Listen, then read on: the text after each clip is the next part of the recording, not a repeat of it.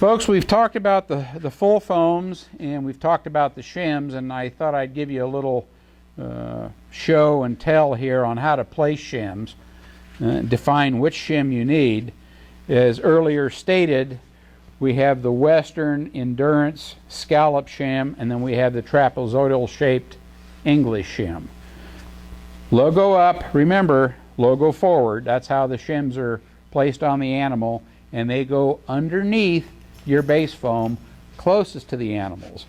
So a frequent analogy that I use is that it's like filling a pothole. Your thinnest cross section, which is the beveled side, goes down against the animal.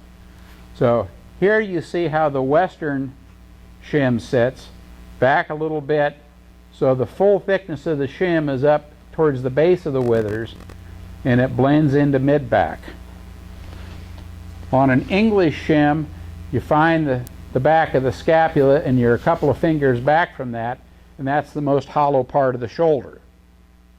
And so when they're in the pad, they perform the function of the fine-tuning leveling of the saddle. Red could probably stand this one, but he certainly wouldn't need this because it goes past his midpoint here. We can vary the length of either one of these depending on what size horse you have. Now for the rider that doesn't have a Skito pad where you can't place shims in it, we have these standalone devices that have a spandex cover on them. They're meant for light duty work, for arena work, for short hacks, things like that. On a long trail ride, we find that these tend to work their way out because the animal's back undulates so much it tends to work its way backwards. But this one is a center shim, and by definition it goes in the center of the back.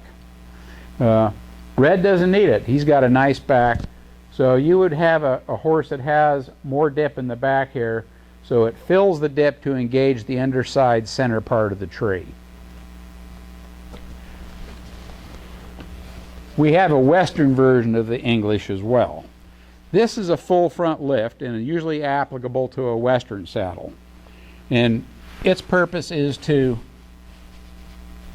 raise the front of the saddle a little bit past mid-back. Now Red has got too much curvature back here, and if we use this on him, it would lift the cantle area and tip the saddle into the shoulder, exacerbating the problem. So if we had a Western saddle on him and we needed this shim, we'd cut it about here. And I have a device equivalent to a front lift that does that. Again, these are not meant to go in a Skito pad. These are meant as a standalone over your Navajo or under your Navajo, whatever secures it in place the best.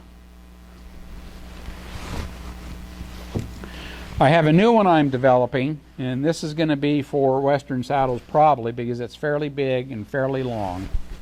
And this is called a shoulder bridge.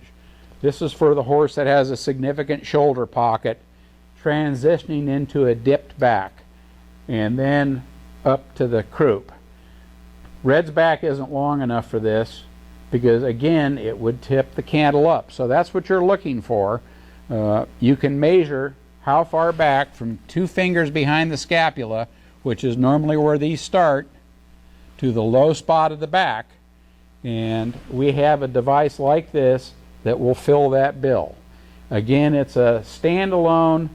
What makes this one an interesting device is the entire top is non-skid surface, so you truly can use this on longer duration rides, more severe riding conditions. And it precludes the need of a whole new pad if you don't want to invest in it or you're not sure you're keeping the horse. It's just one of those things that adds to your arsenal of tools to improve your saddle fit.